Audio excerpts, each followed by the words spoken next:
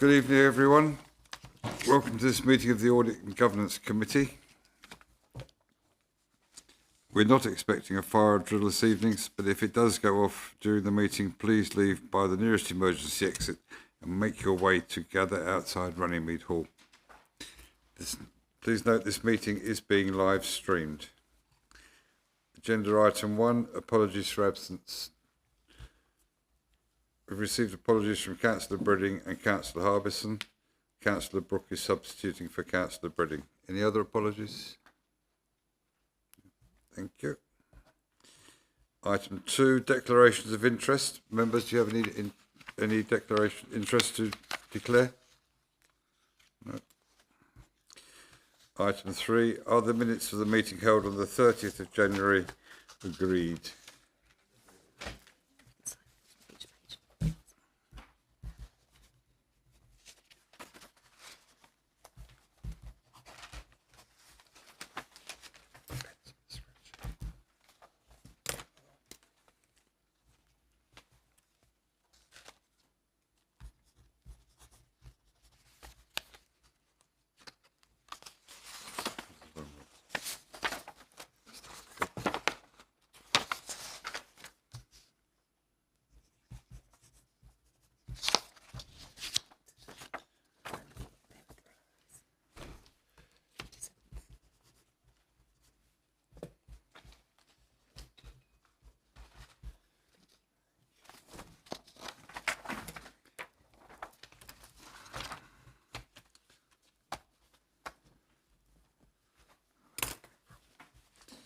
Agenda item 4, External Auditors Draft Audit Completion Report 2023-24. Mr. Wasco, would you please introduce the External Auditors Draft 2023-24 Audit Completion Report? Yes, thank you, Chair. This report is so that we can receive our External Auditors Annual Completion Report. What I'll show is we've got Mark Hodgson from Ernst & Young, EY, on joining us remotely, so I'll hand over to Mark so he can talk us through the document. Thank you. Thank you, Mark. Thanks, Mark. Good evening, members and Chair. So I'm Mark Hodgson, one of the audit partners in our government and public sector team, and have taken over from Janet Dawson as the partner for your audit. So it's good to meet you all, and thank you for letting me dial in remotely tonight, but I do look forward to joining you in person at a future meeting. So I thought I'd give some context and background to the report rather than go into great detail on it, but happy to take questions afterwards, because I think the context and the summary is important for you. So as you know, the government introduced legislation last September to reset and then recover the local audit sector, which has been in significant backlog for a lot of reasons that have been well documented. Stage 1 of that was to conclude all audits up to and including 22-23 by the 13th of December, which we did review on the 10th of December. As you will recall, those audits that you had that were outstanding at that point were disclaimed because of a management integrity issue, which we reported through our value for money reporting in the audit completion reports for those years.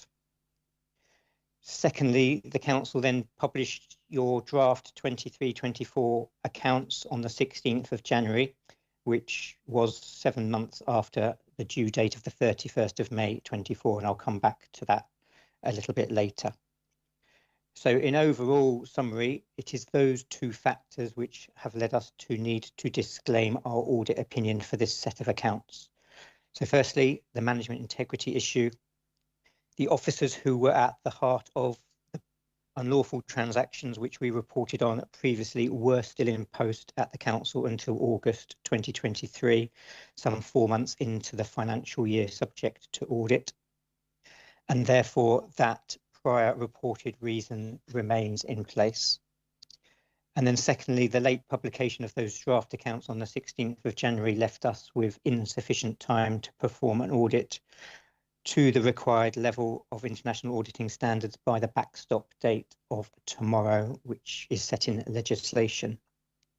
And therefore, on this combined basis, we will again be disclaiming the 23-24 audit opinion. So what does this mean? So we have performed the minimum required procedures required under international auditing standards to enable us to issue an audit opinion. And we have in our audit completion report set out the audit risks and the materiality levels that we would have been working to had we been able to perform a full audit. But we cannot provide you as a committee with any assurance that the statement of accounts before you this evening provide a true and fair view of the council's income and expenditure for the financial year, or indeed the assets and liabilities that it had at the 31st of March. We have not also identified any control weaknesses, as we've not undertaken any related procedures to controls in the year.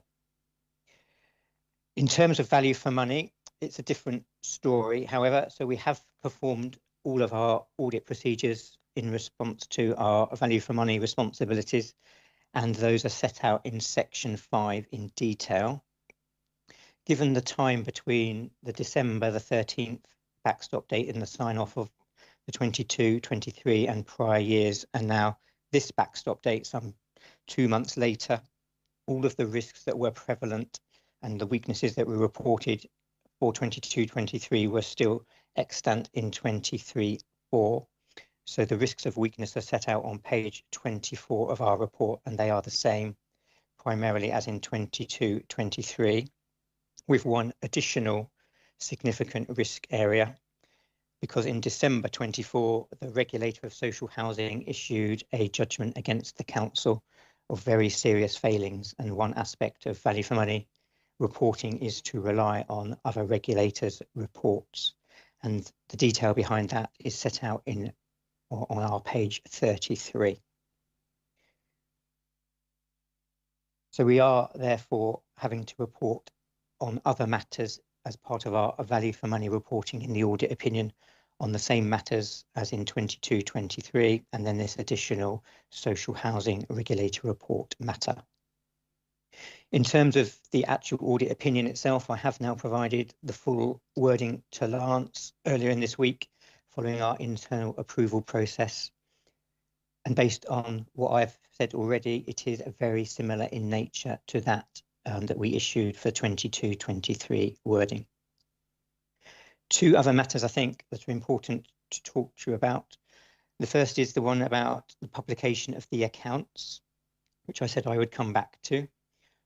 Ordinarily, being 7 months late with a draft set of accounts would be a significant weakness for value for money reporting, especially when it is the 3rd year in a row that has missed the publication deadline for draft accounts. However, I was cognizant of the issues at hand facing the council through our 22-23 reporting of the management integrity issue, and how the new chief executive and indeed Lance have dealt with that over the last 12 months. And then equally, speaking to Lance, I know the priorities that he and his finance team focused on through the summer of 24, being primarily on corporate capacity reviews, service reviews, and setting the budget for 25-26. Clearly really important business as usual activities for the council. So I have chosen not to say that there is underlying weakness in the preparation of the financial accounts, despite the late publication, because of those mitigating factors.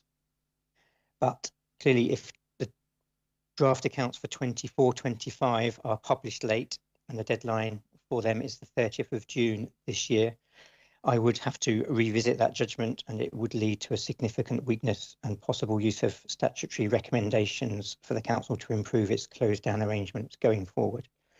But I trust for you as a committee that is a fair judgment to come to in light of the circumstances that Lance and the finance team have had.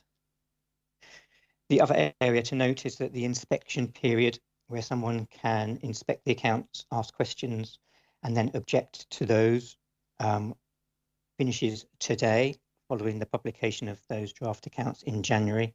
And I can report to you as a committee that I have not received any questions or objections to those financial statements. So we are able to conclude the audit tomorrow once you have, as a committee, gone through your due process this evening.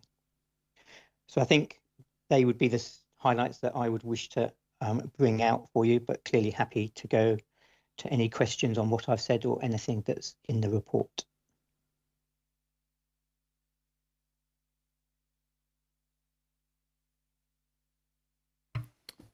Chair, so I think my first question is my concern that we've got a third disclaimer, and from my perspective of the ordinate governance, this is the first line of sight that I've had that there's a disclaimer for a third year running. So I suppose my question would be, is there any opportunity going forward, if we think there's going to be an issue, for the Ordinance Governance Committee to get updates as we move forward, rather than be sitting here at the deadline being asked to basically sign off on a report that I'm only seeing now?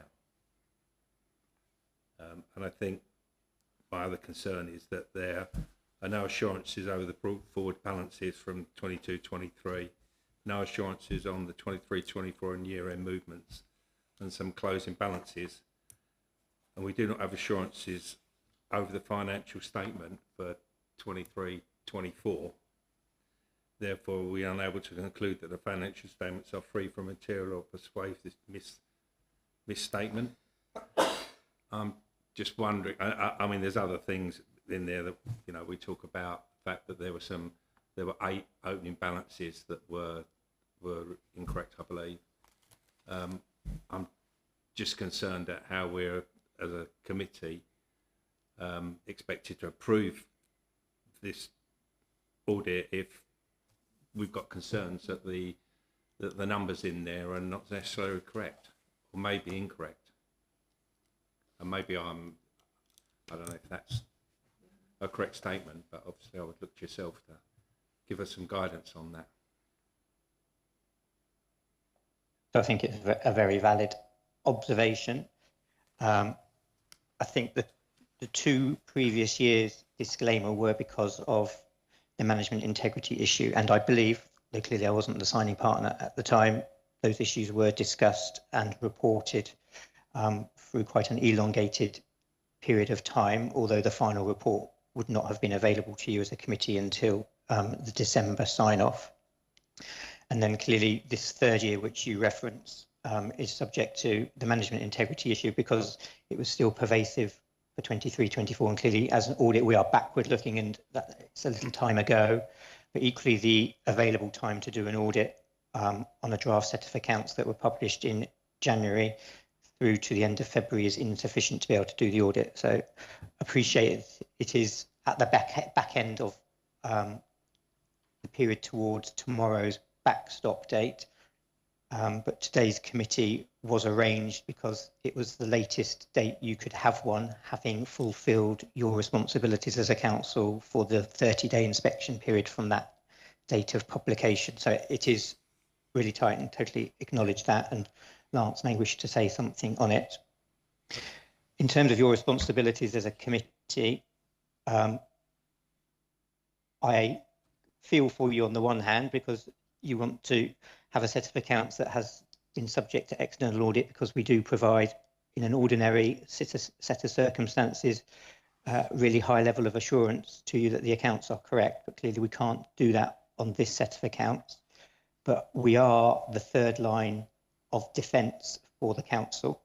So you've got Lance and all the controls that the council has in place around core financial systems. You have internal audit and internal audit reports that review those, and the financial statements themselves are just the byproduct of those systems and processes working, kind of falling out of the end. So I think you can build a picture of assurance, but I totally understand that you cannot get the full picture that you would ordinarily get, and that is disconcerting and not ideal for sure. But you're happy that we can move forward and sign off this statement of Council 23-24 with those concerns in place? You don't believe there's enough concern to worry, or? I can't provide you with an answer to that question. That is kind of the $1 million question that is only you as a committee can work out. And I think as I say, building the picture of assurances that can get you comfortable that Lance is produced a set of draft accounts. He himself is signing up that they are a correct record of the council's transactions and balance at the 31st of March. And indeed, it's his professional reputation that's on the line for signing those off. There are two options available to you as a committee. Neither of them are overly palatable. The first one is to approve them on the basis of what's before you tonight. The second, if you were so minded not to approve them, would be that you don't hit the publication date and the backstop date tomorrow, and then that would have to be escalated to MHCLG, who may or may not determine a course of action, which I don't know what that would be. All I can do is tell you what the options are. I can't tell you which way to go. If because we've got a disclaimer for three periods, 22, 21, 22, 22, 23 and 23, 24, is there any stage where any further disclaimers would result in intervention anywhere, or can you keep disclaimers? And the only reason I ask that is because in 2022, 23, 23, we said that because there were issues which are well known and etc., that we couldn't substantiate the year-end balances, etc. And then we had a disclaimer. And then in 22, 23, we had a similar update from yourselves that we couldn't substantiate because of the issue from the previous year. And now we've got a disclaimer this year which says pretty much the same. So on the back of that, I'm concerned that in 24, 25, we're going to end up with another disclaimer because we haven't been able to substantiate the numbers for 23, 24. So you are correct. And I think there's two kinds of disclaim audit opinions. So the first one is where, as an audit firm, we can't get comfortable with the integrity of the financial statements because something that management have done. So in layman's terms, we don't have any assurance that we can believe in the process that drove those accounts. And that was the case, as you say, in 21, 22, 23, and for 1/3 of this 23, 24 year, because as you say, that historic issues that are well documented, the officers pertinent to that were in post for those months, and therefore we can't gain assurance over that period of time. The Financial Reporting Council did helpfully issue some guidance back in November in what was called an accessible guide that kind of maps out how you can rebuild assurance when you have been subject to a disclaimer, either because of a management integrity issue or because an auditor can't fulfil their procedures in a limited period of time, which is potentially what's happened in a number of other councils across the country because of the imposition of these backstop dates. And it's how you rebuild assurance back to kind of the full blast, so the 100% assurance, and over what period of time that will take. And that guidance is indicating it can take a minimum of 3 years to do. Now, it takes longer to do it when you've got more years that have been disclaimed, because you have to go back further to get to the last set of accounts that were deemed to be correct in terms of audit opinion terms. You've got to rebuild over quite a long period of time, and that will be discussions that we have as a firm and I have with Lance about how we can rebuild it, because clearly taking time means more support from the council and his finance team, and it's about doing it in a staged approach that gets you back as fast as possible but in a managed way, so the finance team and the council can also continue to do your business as usual activities which are serving your council taxpayers. So it's kind of a balance between the two, but it's going to be a period of time before we get back to that position. So, I mean, I have every faith in Lance. I think you're doing a fantastic job, by the way. But are we then expecting to get a disclaimer this year because it's going to take a period of time? We are. So then that will be 4 years in a row with a disclaimer. Are we then at any risk of intervention or not? Or does the government not care that we keep getting a disclaimer?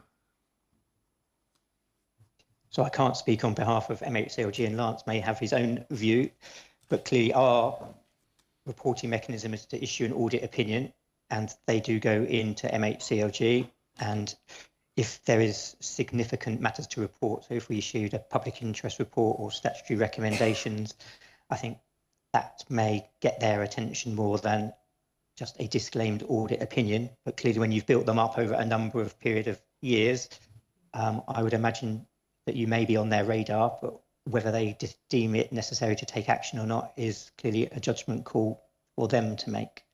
Okay, I'll stop for a minute because other people have probably got. Mr. Wasco, would you like to come back in? Yeah, thank you, Chair. Just on a couple of those points, EY will do additional work on the 24/5 accounts as part of rebuilding that assurance. And obviously, even if the 24/5 accounts are ultimately disclaimed, I'm sure the audit report will reflect the increase and what work EY have been able to do to help start rebuilding that assurance. And just specifically on the one of the points you raised around the 8 opening balances that gets referenced, my team have looked into that. It turned out it was EY were looking at some of the figures within the narrative part of the statement of accounts, and it was looking at some of those prior year comparator years on some of the performance measures. Ultimately, we've updated the accounts just to clarify that the information presented is the latest available. When EY were reviewing it, it just looked like it hadn't been updated, but it had been updated. It was just the latest available. So we've added some additional wording underneath some of the figures just to make that clear. Thank you, Mr. Wasco. Councillor Benson, I believe you have a question. I do, thank you. This is probably best answered by Lance, actually. On 2.9, where it says once EY produces the final completion report, the council must publish, which must include publication on the council's website, the report and make copies available for purchase for anyone on payment of such sum as the council may reasonably require. I just wondered who decides that sum and any ideas how much it will be? That's a good question. Ultimately, I assume it would be down to me to decide that sum. And realistically, I probably wouldn't charge because it's likely to be one copy and I can just print it off, and it's not going to be worth the effort of trying to. It'll cost us more to get the income and process that income than it would actually we'd receive. Lovely, thank you. Councillor Dearson, did you want to come back? I've got some other questions. I had a question on the pension liability, which was 12.4 down in 22, then 18.4 up in 23, and now it's 1.3 down in 24. So a movement of, am I correct, 19.7 million? It says that the potential errors in assumptions, it considered significant risk. We also need to consider if management has properly considered the impact of the IFRIC 14 in the estimate. Increase. Can I ask, will this committee receive an update on your consideration in the final report? So I suppose my concern is that, and that's not pointing at yourself or anyone else, but if we've got a pension pot that was up here, but down here, then it went up there, and now it's decreased by a large amount. I'm wondering what's created that large movement downwards, and is it based on how we assess those pensions or the risk?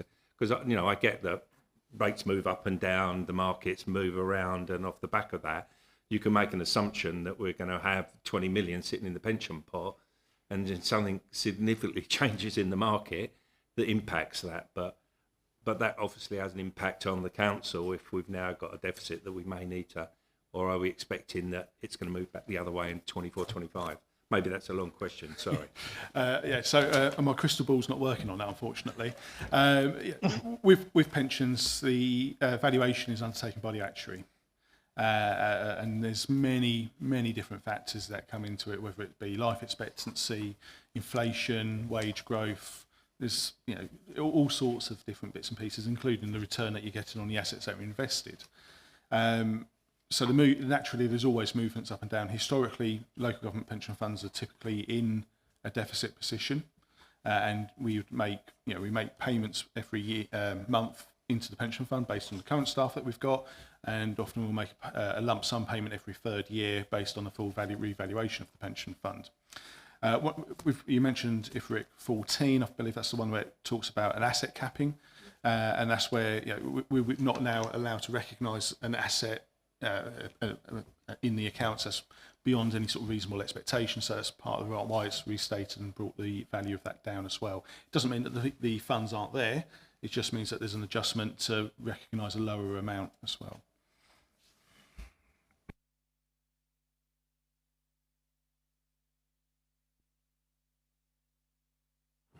Thank you, Chairman. I think it's important that we recognise that we're looking backwards here, and we've brought in significant new controls. We've transformed the council since, so I do have confidence going forwards. But I've got a couple of questions just to follow up on the one about the opening balances. Are EY now happy that that clarification has been made that the opening balances are sound? So the 8 to which we referenced then, Lance, Yes. giving you an update, we have not performed any procedures over that. So I can't give you the assurance that they are correct. Right, okay. Well, that nixes the second question of will you then amend the report accordingly? So, and you've come back numerous times to the fact that you've not gone through your procedures. I'm surprised that you've not done, say, some random sampling or anything like that to just give some level of assurance. Is there a reason why that wouldn't be a normal part of the procedure? It's the sort of thing that you'd do, in many processes. If you don't have time to do a full thing, do a sample. No, you're right. Sampling is a key part of an audit approach.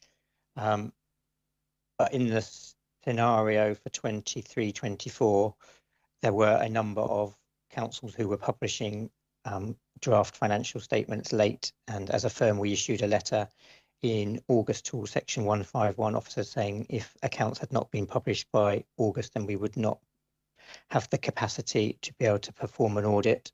And when I say capacity to perform, that means be able to start the audit with the likelihood of being able to conclude the audit by tomorrow's date of the 28th of February.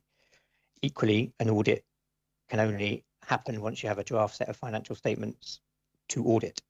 And as I said, yours for your council didn't get published until January. So that timeline was only a matter of 7 weeks, I think, between date of publication and tomorrow's date, or 30 days.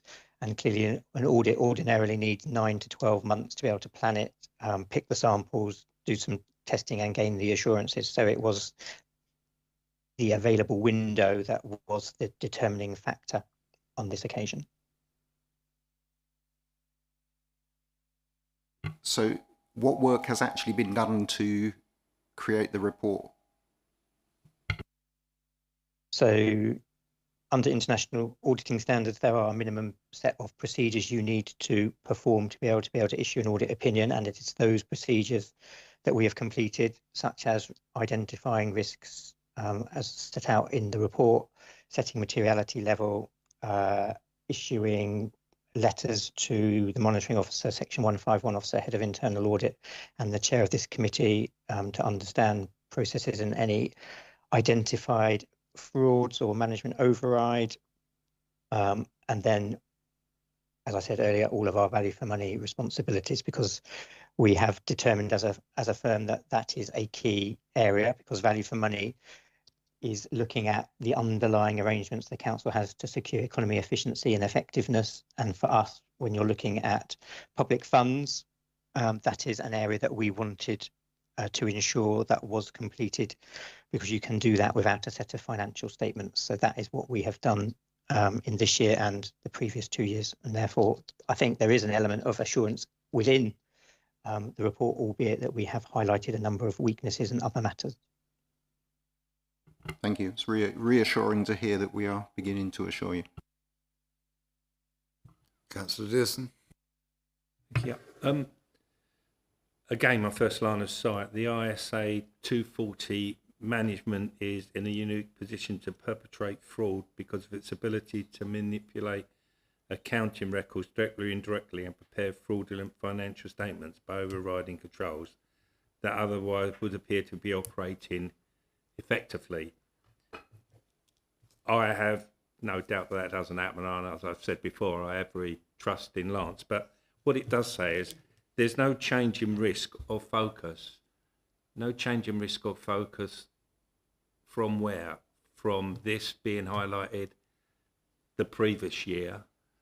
And if it was highlighted the previous year, why hasn't there been a control put in place to mitigate this not being on here again for this year or for 23-24? Because I'm just trying to understand really what it means by no change in risk or focus. If this is the first time it's being reported, then why is there no? It's not that there's no change. Does that make any sense? Or It does make sense. So there is no change to the risk designation from a prior year, and on any public sector audit, both of those risks would be in place for each and every audit that we perform in local government each year that we perform them, because there is a risk that management could override controls, and we have to be alert to that on every single audit. So it is not only consistent with prior years, it will be in 24-25's plan as well. So that those two risks do not ever change. okay, so they're Mandatory tests. Are they just more like a tick statement for yourselves that in case there is a problem somewhere that you've highlighted it? We have to highlight all risks that we designate to be fraud risks, and those are the two fraud risks that are ever present on any local government audit. Right, so okay, that makes yes, sense. in short.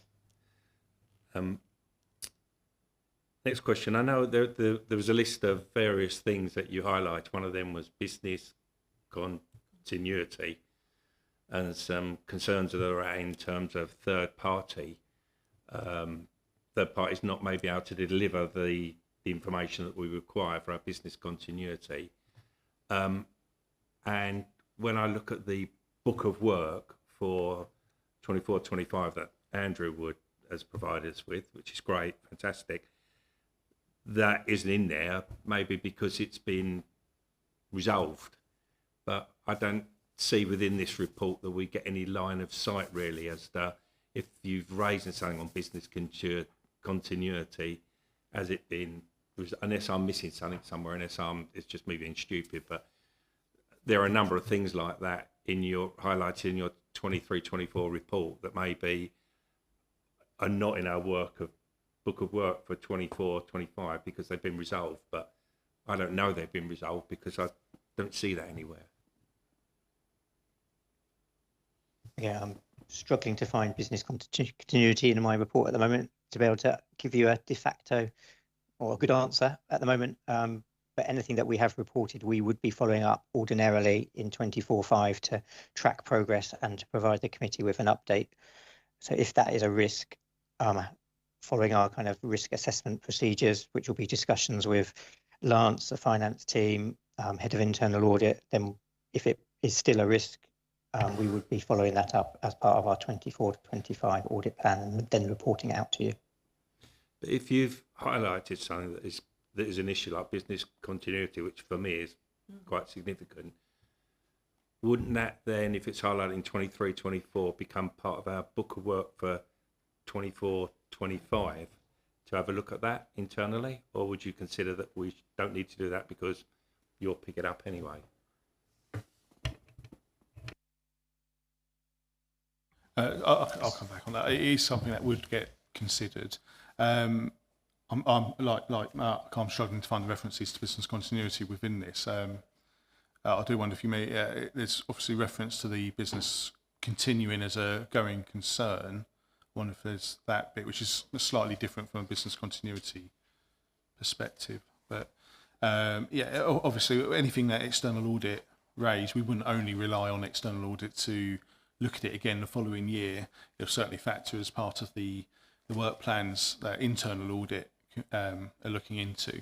And there has been a business continuity audit, internal audit that was completed, I can't remember if it was earlier this year or in the year before, and there's certainly a follow-up to it commencing, I think, next week, actually. So, yeah, there is activity ongoing.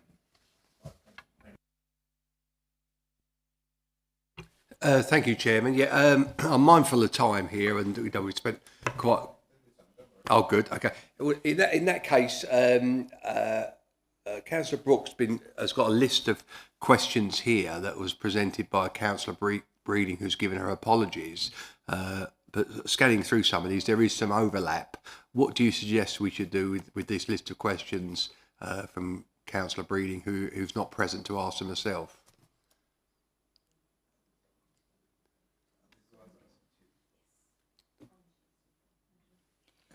Councillor Hammond, you may wish to ask them on behalf of Councillor Breddon, or you can pass them to Lance and we can deal with them outside of this meeting. If you're saying there's overlap. Yeah, there is some overlap on this, and there's probably about 6 or 7 questions, but there's some overlap on it. So if I pass them, are there any questions you feel that hasn't been answered? No, not really. No, I think Okay. I think we've had some quite comprehensive answers. I'm sure if you pass those questions to Lance, he'll be happy to respond to those questions outside of this meeting. That's very helpful. Thank you. Councillor Larman. Thank you, Chair. I'm quite new to being a councillor and not being privy to the reports for the last 21, 22, 22, 23, etc. It does worry me. And when I read the results and findings, we're talking about controls earlier on up in the top section. It says here, there is evidence of deliberate circumvention of controls which allows the potential unlawful transactions referred to in this report to occur, which is calls into question the integrity of senior management of the council and adequacy of controls. We have been unable to determine whether or not controls 23, 24 were also subject to circumvention. It's quite a damning paragraph, really. And although I know that things are changing, it just seems in this report, it seems quite negative to me. And I just don't know where that comes from. Do you want to take that on? So that paragraph is in relation to that senior manager pay conditions report, which has been before full council and debated, and obviously next steps are being taken with regards to restitution as agreed by full council. That is what the that paragraph is referring to within there, and as Mark has already mentioned, it remains in the report for this year because the 2 statutory officers, the 151 and monitoring officer, were in post until August of the year being audited, hence why it remains. Are there any further questions?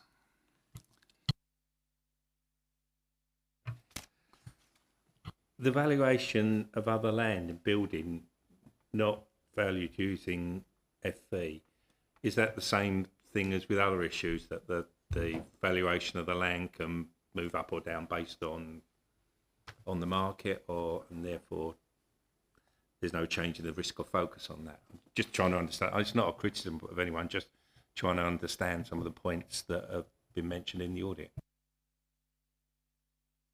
So valuation of land and buildings, it's one of the biggest balances on a council's balance sheet, and yours is no exception. And again, as a council, you use an external expert to provide that valuation. And much like an estate agent, if you want to make it kind of akin to buying a house, there are different assumptions that an estate agent can use in valuing a house. And that valuation, as you can see, if you use different estate agents, can range in value quite significantly. So that audit risk addresses the risk to us that the assumptions used in providing you as a council with a valuation for your land and buildings is done on an incorrect basis. And ordinarily that would be the assurances that we're trying to seek, that the assumptions are valid assumptions, have been based on the right information. So, for example, if you're valuing a building, you need to know the floor area of that building.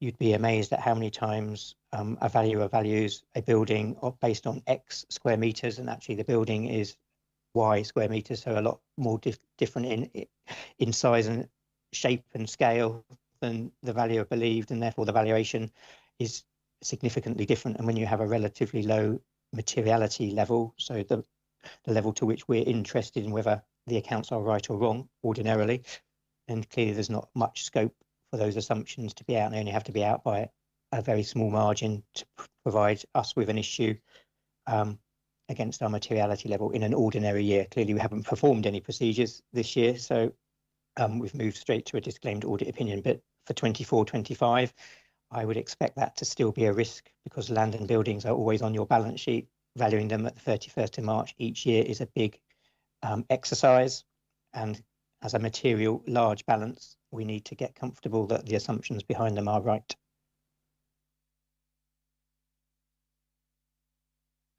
Sorry. We know what a great job Lance is doing. I keep saying that, I know that, and we know that the issues in 21, 22, 22, 23 were outside of his control and not on your watch, I believe. And we know that the financial statement was 8 months late. Are you able to give us any confidence that the financial statement for 24-25 will be delivered within the timeframes? Yeah, I absolutely can give some assurance around that. So the plan for the year-end process is currently being finalised. We will have a new permanent chief accountant starting with us on the 24th of March, who's very experienced in this area in local government, joining us from another council. But alongside that, we will be retaining the interim chief accountant that we've had with us until the end of June to give us additional capacity and also to perform the handover in creation of those statement of accounts. Now that we've got those prior years, including this year, and we're out of the way and we're caught up, we will now be able to move forward back more in line with the usual time frames. Brilliant. And so the disclaimer won't be anything that we have any control over, in effect. It's a disclaimer based on previous years under a different administration, and not the one that's here today that's trying to transform this council into a much better place. That's correct. Thank you. Any further questions? Councillor Edwards? Just a minor note, more than a question. Page 31, there's a duplicated sentence, impact on the council. It's both before and after that subheading.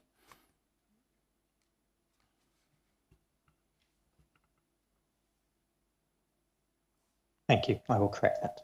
Easy tweak. Thank you. Councillors, any further questions?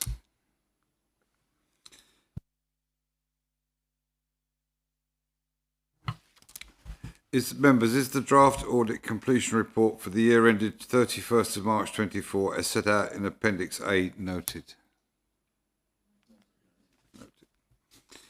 Members, I will move a motion that if there are any significant changes to the draft report, the Section 151 officer will bring these to the attention of the chair of the committee and report these to the next available committee meeting. Do I have a seconder? I'll happily second that. Thank you. Is that agreed? Agreed. Thank you, members. That concludes that item of business. Agenda item 5 is the financial statement of 23-24. Mr. Wasco, could you please introduce the report providing the council's financial statements for 23-24? Yes, thank you, Chair. So as we've just had EY's audit completion report on these statements, so this is the statements themselves now being presented to yourselves for approval. As has been mentioned, these accounts were published on our website on the 16th of January, and the public inspection period therefore commenced the day after on the 17th. That public inspection period closed at 4 p.m. this afternoon, and I can confirm that I received no representations from any member of the public. By meeting and hopefully approving the accounts tonight, it ensures that the council will be able to publish the accounts tomorrow on our website, which is in time to meet the government backstop date. One change I did want to bring to the committee's attention is, following discussions earlier this week with external audit, the addendum that was put with the AGS, the annual governance statement, in the prior years, 22-23 accounts, will now be appended into the 23-24 accounts as well. It's the same item that came before this committee when those accounts were published, so you have seen it before. It is exactly the same because it remains current at that point, but just that will now be appended as at the end of the statement of accounts for 23-4. So when those are, bearing in mind that the approval of that item, it will be with those that addendum included. So just wish that to be noted. Other than that, obviously, I understand. Obviously, there's been quite a few questions, and there's overlap between the previous item and this item. But if there are any further questions that relate specifically to the statement of the accounts themselves, I'll happily take those from the committee. Thank you. Councillor Benson. Thank you. Mine is just to clarify 5.4. It says government has set a backdrop date for the accounts to be published by the 28th of February 2028. Is that right? It's 2025, right? Yeah, that is a typo. It should be 2025. Lovely. Okay, just checking. Thanks. Any further questions, Councillor Edwards? Just on the public inspection period, this is, if I recall correctly, the time when people can also come in and ask to see the sort of background documents, invoices, contracts, etc. Did we actually have anybody make a request? No, we did not. Any further questions? Members, I will move that the recommendation set out at paragraph 3.1 of the report. Do I have a seconder? Councillor Edwards, thank you. Is that agreed? Thank you, members. Members, that concludes the business for this meeting. The meeting is closed at 7:47. Thank you all for attending.